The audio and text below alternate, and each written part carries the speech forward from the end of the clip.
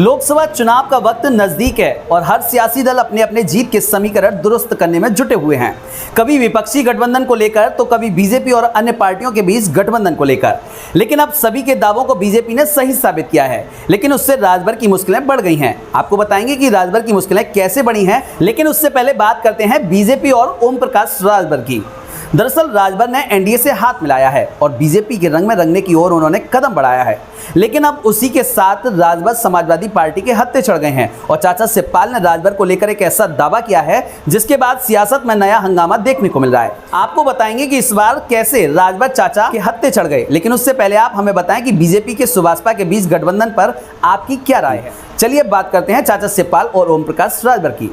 दरअसल लोकसभा चुनाव 2024 के लिए ओम प्रकाश राजभर की पार्टी सुभाषपा ने एनडीए से गठबंधन का ऐलान कर दिया है। इसे यूपी की राजनीति का एक महत्वपूर्ण घटनाक्रम माना जा रहा है। भाजपा नेताओं का दावा है कि इससे भाजपा के यूपी में मिशन 80 के लक्ष्य को पूरा करने में मदद मिलेगी।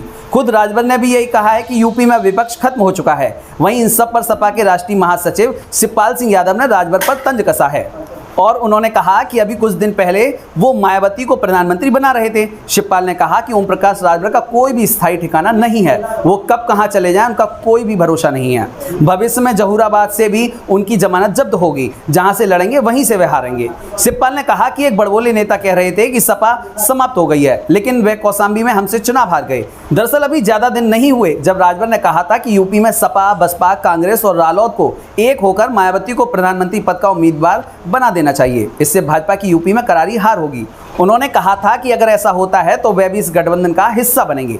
हालांकि रविवार को उन्होंने एनडीए में शामिल होने का एक ऐलान किया और कहा कि यूपी में हम प्रधानमंत्री नरेंद्र मोदी के नेतृत्व में चुनाव लड़ेंगे।